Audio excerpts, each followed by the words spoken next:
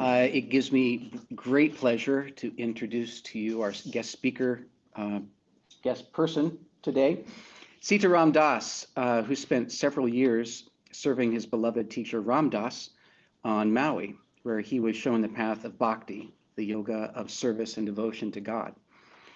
He is an author, teacher, Kirtan singer. Kirtan? That's great. He's great.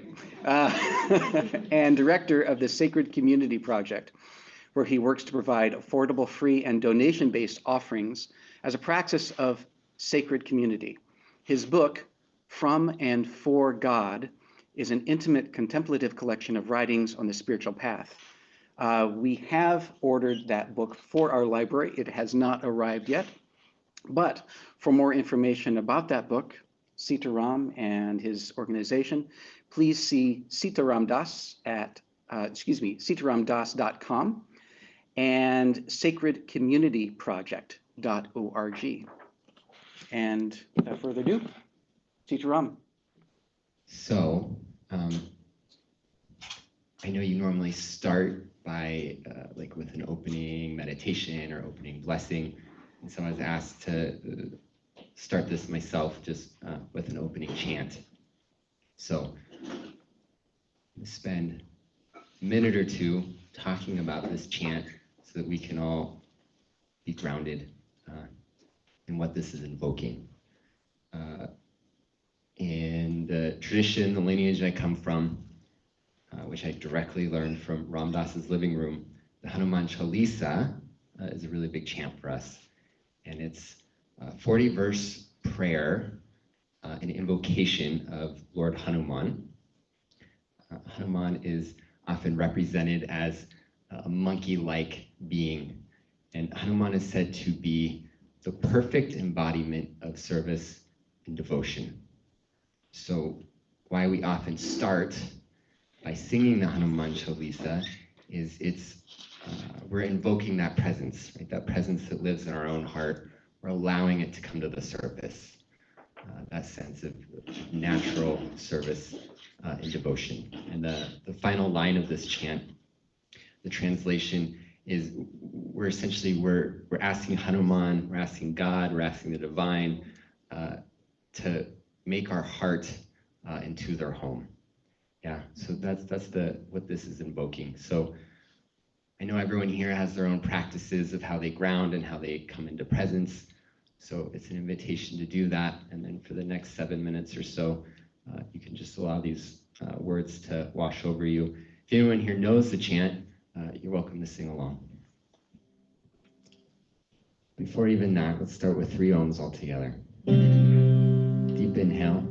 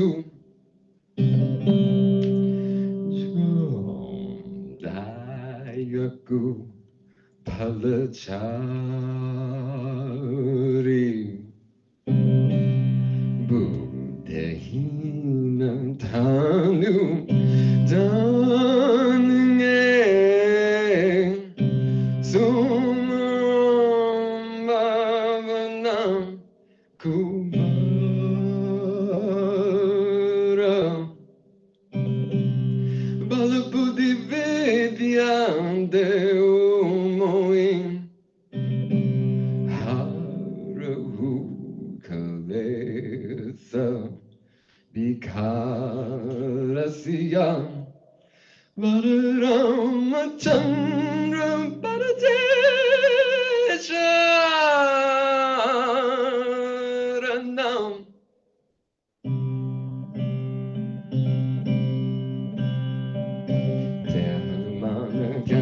Sagaram Digapizadino Gaudagara Ramaduda Dulita Baladhama Anjani Puja Bhavana Sutanama Mahabhira Bikram Bajarangi Munivara Sumatike Sangi Kanjana Balana Viraja Subeza Kanana Kundala Kuchitikeza Hatta Pajunwaza Viraja Kange Muntujaneyo Saje Shankara Suvana Gazari Nandana Teja Pratapama Jagabandana Vidyavana Guniyati Chaturu Ram Gazagara Bego Vaturu Prabhudara Jajuna Bego Rasya Ramalakana Sita Manapasya Sukshma Rupadhara Ziyang Gava Vikata Rupadhara Langatarava Bhima Rupadhara Yasvara Sangare Ramchandra Ke Gaja Sangvare Ayasa Jivana Lakana Jiyaye Shira Kubira Rajiralaye Raghupati Kini Bhavadabaraye Tumama Priya Paradai Samavai Sazavadana Tumaro Jasagaving Sagai Sri Patikanta Gaving Sanagatika Brahmadi Muniza Nada Dashara Dazaita Hisa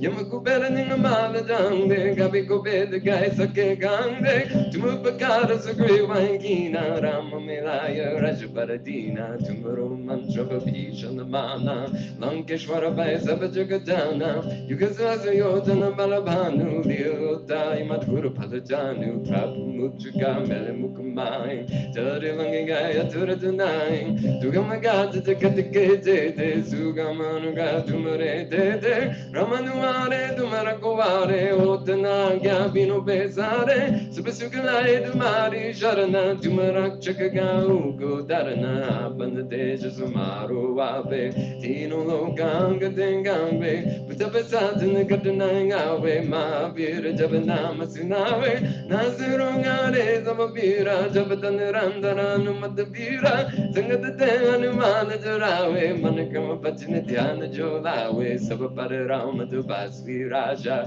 Tina Kekasa Sagala Dumasaja Oramanora the Jongo Ilawe Zoe Amida Jivana Balapave Tarunga Mananama Numara Barasita Jagatu Tiara Sadhu Sandagate Marakuare Azura Nikandana Ram Tulare Ashasiti no Nike Dada Sabaradina Janaki Mata Ramarasayana Tumare Pasa Sadaro Ragupati Dasa Tumare Pasuna Ramako Pawe Zanamachanamake Tukubisarawe Antakala Ragubara Buddha Jai Jang Janmari Bhakti Kahai Ona Nimana Chitanadare Anumata Se Sarvasukagare Sangatakate Mate Sababira Josumare Anumata Balabira De Anumana Gosai Kripakarao Gurudeva Kinai Dasa Bada Bata Karakoe Jude Bandi Masuko Joya Bade Anumana Chalisa Oya Sirisaki Gaurisa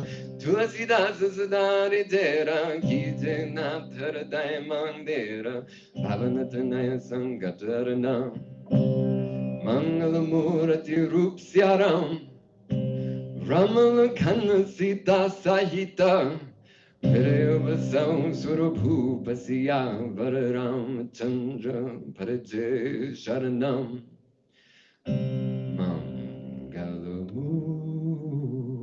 Mangalamurati Marutanandam Sakalamangalamulanigandana Mangalamurati Marutanandana Sakalamangalamulanigandana Siyavara Ramachandra Bharade Sharanam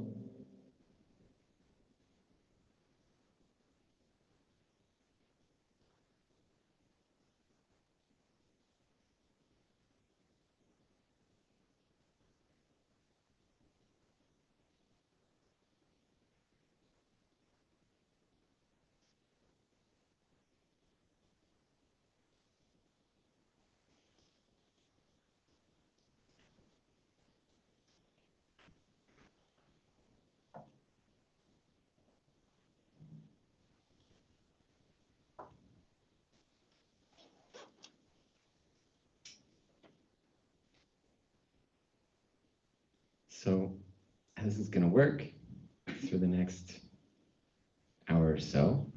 I'm going to talk for a little bit. We might chant a little bit more. There will be some time for questions. And I know that a lot of people here are eager to hear about my time with Ram Dass, and I will talk about that. But I thought I would actually start first a little bit earlier in my journey. When I was contemplating coming here today and thinking about the fact that I'm just now starting to engage with the local community here in Eugene, and that this place actually holds a special resonance in my heart, I thought I would start here. So when I was a young person, a teenager, and then into my early 20s, like many young people, I had all sorts of questions about life, questions about meaning, questions about the universe. And I also had a great deal of suffering and a great deal of anxiety and self-consciousness and other things that, because of the way I was socialized, especially as a male, I didn't even have the language or the willingness to admit that to myself. Yeah. So there's all this suffering that I couldn't even admit to myself that I was experiencing. And what that looked like was a level of partying that wasn't matched really by any of my peers. Yeah, like multiple days a week just getting blacked out from drinking and mixing drugs, and you know, kind of lived under this guise of, oh, I'm just young and having a good time. But it's very clear it was more than that, right? I was trying to escape pain. So that's happening. I also just had this growing desire to have some understanding that there's something more to life. And kind of by accident, I stumbled my way. My first openings into the spiritual path were on psychedelics, which I know for many of us in this culture, I'm not alone in that. And the first openings, the first ability to see myself as something other than just my suffering and just my mind came from that. It was actually here in Eugene, almost 20 years ago, in a park. I took some LSD with a friend. It wasn't a high dose, maybe a moderate dose. But in that journey, I remember having the sense that I was just done. Like it wasn't enough to have kind of these mind-blowing experiences anymore. I just had to know if God was real. That was the driving question. And I didn't know how to figure it out, but it was so burning. And so I sat down and I closed my eyes and I got in a meditative position. I think I saw that in a book somewhere. That's good to do, right? And there was all this yearning just inside. I have to figure this out. And then the first realization in that moment was, where am I going to go to figure this out, right? My whole internal structure in that moment was like, if I just push myself far enough out to bring my mind to some edge, that maybe I could find the existence of God. But I just realized, like, how am I going to find something external? Like, how would I even know if that was true? It just, my mind kind of broke in that moment. And I rephrased the question. I said, okay, well, maybe I don't know how to find that. Maybe I can find out who I am. So sat a little bit closer and I started focusing my mind on the breath. And I remember that brought tremendous peace. But that peace wasn't it either. And I remember having the realization, well, I'm not this peace either. And so then, and it's all very non-rational, I just decided to hold my breath. And I just remember focusing my mind on one point of sensation where the breath was held. And the pain started to get really intense, and the urge started to get really intense to start breathing again. but fortified by the aid of the substance I was on, I was able to just really direct my will. It kept getting more and more intense, to the point where nothing else existed except for that razor-sharp point of intensity of sensation. And then at that moment, I had another realization, which is that, well, I'm not this pain either. It's really hard to describe exactly what happened in that moment, except it's like my consciousness lifted up from that sensation of pain, which is the only thing that was in my awareness at the moment, and just detached from it. And so then in that moment, my consciousness wasn't in a body at all. There was no physical sensation I could tie myself to. Because up until that point, the only sensation was that point. And so my mind, very much unprepared for that moment, freaked out. Oh my gosh, like, am I gonna die? Oh my gosh. And I remember having this scene of, in my mind, in my imagination, which is the only thing that existed in that moment, of seeing my parents reading the newspaper and seeing a headline that said, "Young man dies trying to find God on LSD." and seeing all my friends, just, oh, the poor guy, he was so confused. And I'm going through all this anxiety and worry, and then I kind of rationalized in that moment. I thought, well, if God is real, then this is worth it. I have to figure this out. And if it's not, I would rather die right now than go the rest of my life not knowing, essentially being in this level of suffering. And so I let go of the worry. And in that moment, there was nothing there except for just the crystalline clear consciousness itself. My mind, not really being prepared,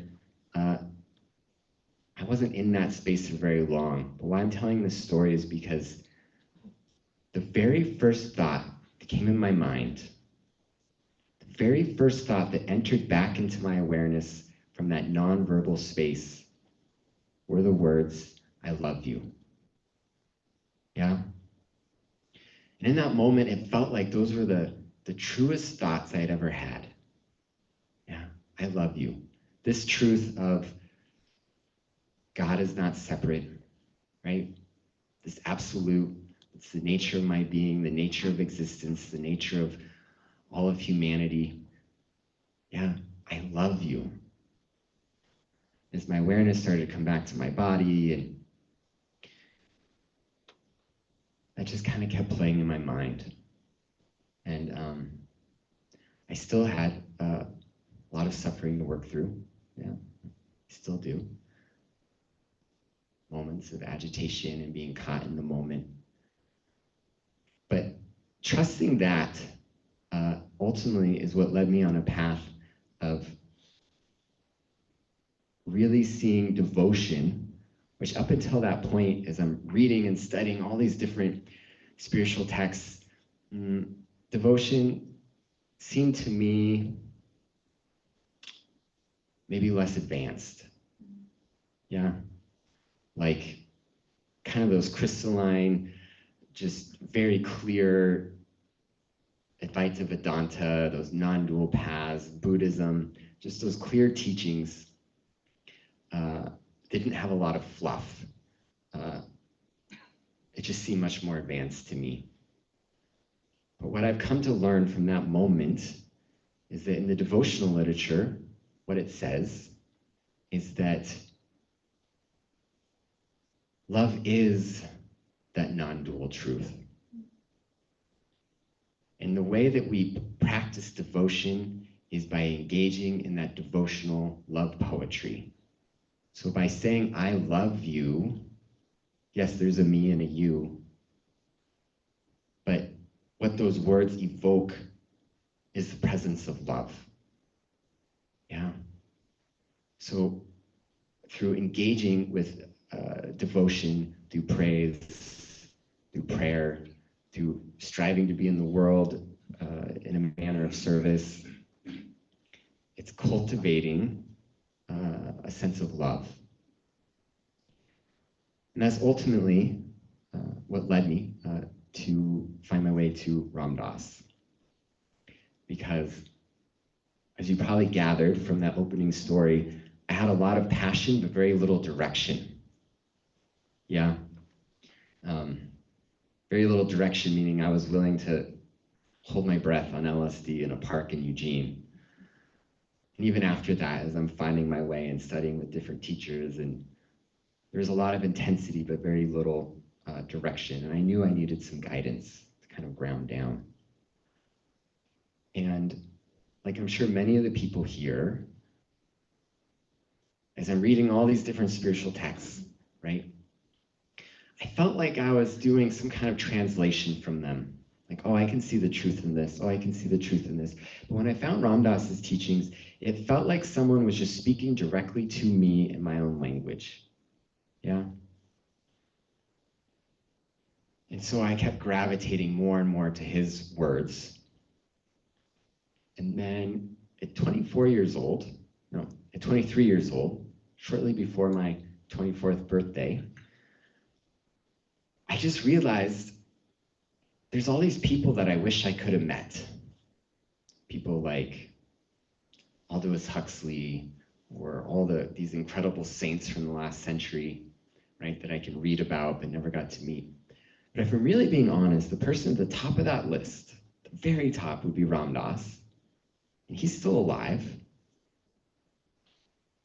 If this is really what I want, like, why don't I put in a good effort? Why don't I try and meet him? Yeah. And the moment that happened, all these things started lining up, and this chain of events and these synchronicities, and made it so that I got to go and I got to meet him at his home on Maui about a month after my 24th birthday. And I went with 2 other friends. And so we're there with him, and we're telling him our whole story. And my friend says this, even though it was my idea. My friend says this, because I wouldn't have had the nerve. I was so starstruck, really. My friend says, you know, Ram Dass, we want nothing more than to just be as close to you as possible. So if you have any work you need done around the house, we'll come do it. And Ram Dass said, well, you know, I've been given this house to live in as long as I'm alive. And the property's a little bit too big for us to manage. If you were here, maybe there would be something you could do. And that was it. I took that very low bar maybe as an absolute yes. And I went back home and I saved up as much money as I could for the next 2 months. And then I moved to Maui, and I moved onto this guy's back porch in Bahia, and just started calling the house until someone answered, just to see if I could come help out. And I was invited to come and to work in the garden. I thought I was volunteering. And Dasima, Ram Dass's primary caregiver, she ended up paying me. And I still remember that moment. It felt like I had won the lottery. Like, I did it. I'm Ram Dass's gardener. You know, like, this is it. And after building a relationship with them, they invited me to live at the house with them. Dasima was also older, and she was Ram Dass's primary caregiver, but they needed also someone younger to help out with things on the property, and also sometimes to assist with Ram Dass physically, if he ever fell, things like that. And what I want to say about my time with him is that I was drawn because of his incredible ability to speak the unspeakable in a way that I could hear.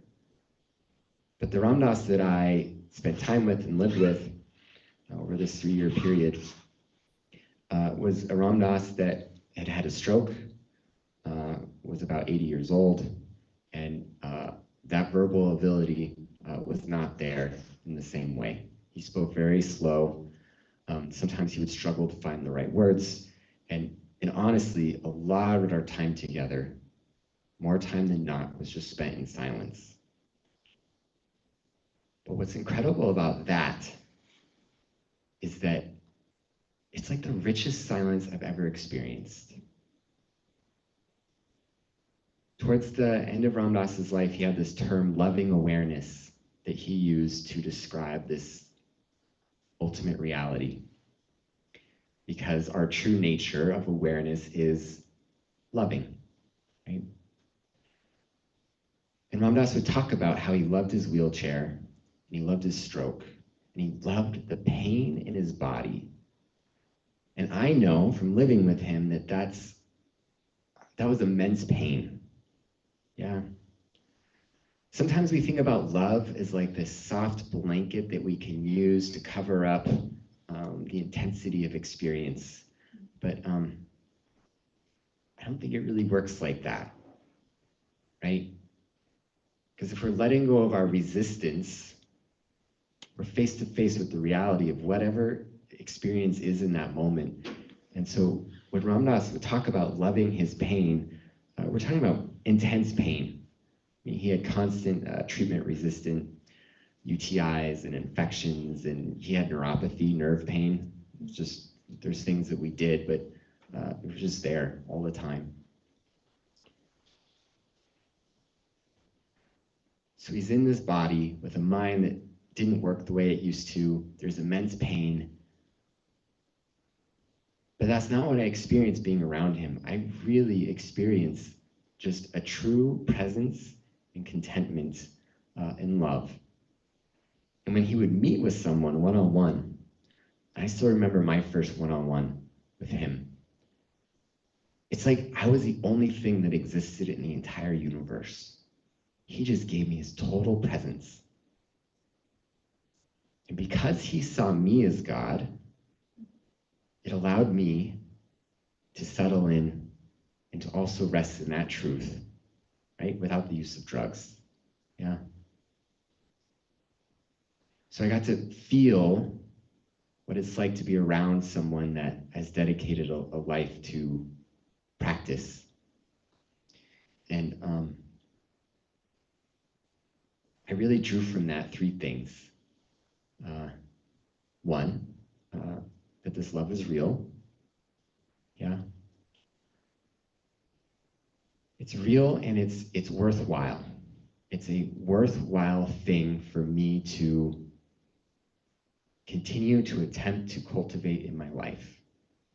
Yeah, that open-hearted presence that's willing to show up no matter what. And the third is that Ram Dass was very much a human being.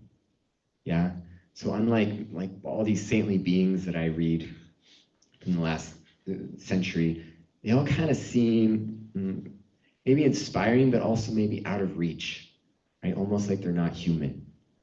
But Ram Dass was very much a human. And I saw him struggle with his dependency at times. I saw him get frustrated and angry at times. I saw him be grumpy in the morning in a way that I could definitely relate to. Yeah. I witnessed all of that. And I also witnessed that loving awareness that he talked about was truly his baseline. Yeah, so living with him for those few years, my projections had to fall away. I couldn't actually be of service to him and be a caregiver if I still had him on a pedestal and was still starstruck, right? Because I had to think about him as a human being, as an older adult who did need help, but also his independence was important. Where if I wasn't careful with his body, I could cause extra pain, right? Someone that had his own needs as a human being does, yeah? So I had to allow my projections to fall away. And that was one of the greatest gifts, because that means that for even me, it's another human being. And I'm very aware of all my stuff, yeah? Because I got to see his, I know that this love is real for me. And that continuing to practice and cultivate this is a worthwhile endeavor. And also that I don't have to wait. I don't have to wait for some elusive non-tangible state of perfection. I don't even know what that means anymore, if I'm being honest, because if I look back over even the last 10 years, my definition of like what a more ideal version of me has changed. Yeah. So that means even right now, loving awareness can be real. I don't have to wait. And so that brings me to some of the core teachings from the devotional literature of India, specifically the Narada Bhakti Sutras, that says that devotion, or prem, or love, is both the practice and the reward. So this isn't something that we practice to get something else. It's its own fruit. So every moment of sincere practice, every moment of open-heartedness, every moment of letting go of resistance, every moment of showing up in service, if maybe I don't feel like it, every moment of allowing yearning to come through my voice unencumbered, right? However love wants to show up in the moment, every moment of that is its own fruit. It both yields to more love, but also in this moment, I don't have to wait. Yeah.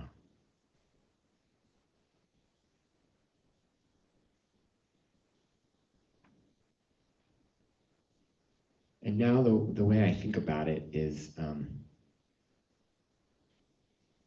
practice isn't really so much about achieving something. It's not about some state, right? States come and go. It's not about feeling a certain way. It's not even really about suffering. It's just about remembering what's always and already true. And it's about remembering because I want to. Because what I'm remembering is love, and that's actually what my heart wants.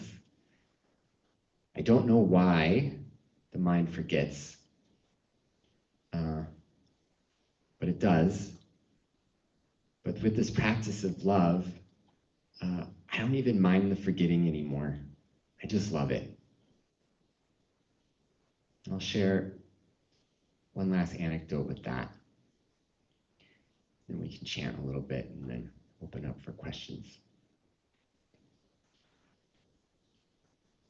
When Ram Dass died, which was now a little over 4 years ago, right before the pandemic happened, actually, just all the chaos that it's felt like it's just been right front and center in the news since then. I wasn't living at the house at that time. I lived with him for 3 years and ended up moving out because I met my current life partner, Jamie, and we've been together since then. It's been about 12 years. I'd come back and visit, but I hadn't been living there in a while. So I wasn't there when Ram Dass died. I knew it was coming. Everyone knew. I was supposed to go visit. I had already bought the tickets. It was going to be a month later, because that's all I could make it work with my schedule. And then I get the news, Ram Dass died. And I felt the flood of all the regret and all of it. And I had all these thoughts. One of the thoughts was, I guess I missed it. I guess I missed my chance to see him again, right? Essentially that chance to have that one last grand moment with him. And all the fantasies I had of what it would be like to see him again as he's like right on death's door, the questions I might ask, I see it playing out in my mind. And then I saw that was just a thought. And then I love the thought simply because it exists. And then came the next thought. I feel a tinge of emotion. Ram Dass taught me how to do that. Yeah, even the way that I processed my guilt in that moment, the grief that came up.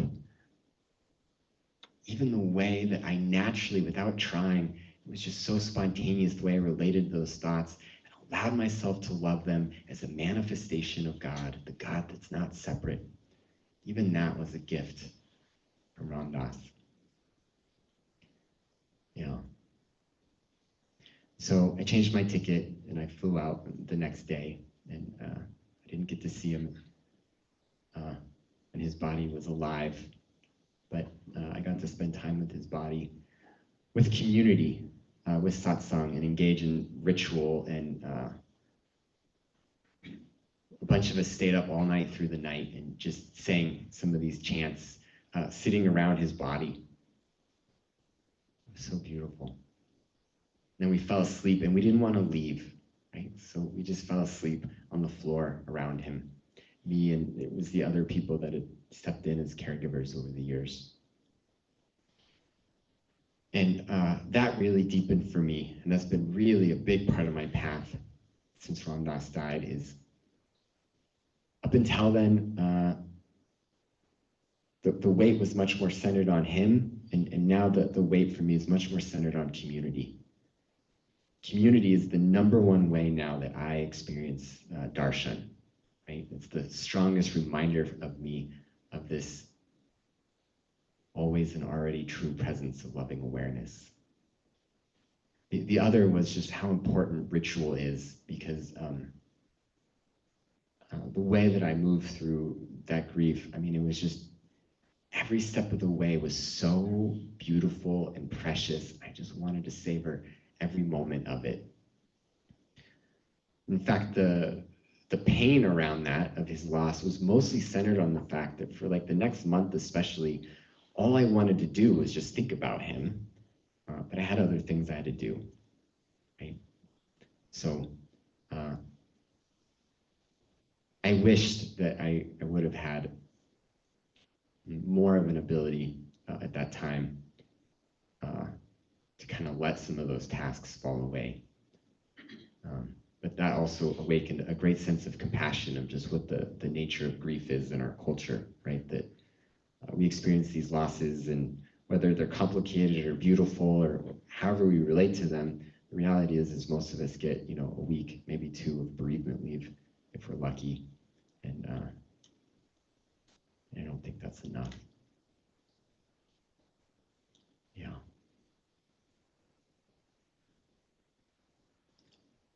So let's chant for just a few minutes. Has anyone here sung Kirtan before? Great. There's enough of us. But we'll just do a simple chant. Shri Ram, Jai Ram, Jai Jai Ram. And Jai means praise. Shri and Ram are names of this divine presence, right? This great love that we're talking about. Deeper than the mind, deeper than the body, deeper than our social roles, deeper than the ups and downs of life. It's that depth of presence that holds all of it in love. But it's also said that this presence isn't separate. And so that means all of those fluctuations, every single thought, every single emotion, every single sensation, they're also a part of that divine presence, right? As if it's like an ocean, and every fluctuation are the waves that rise and fall. Because this is loving awareness, it means this practice is simple. We just focus our attention on the name of this absolute, and then whatever arises in our awareness, we don't have to struggle with it. We don't have to wish it wasn't there. We just remember that that's a part of it too. We can even love it. And then we come back to the name as the focus of our attention. The melody is going to be simple. There's just 2 parts. And the fastest way to learn it is just to struggle along.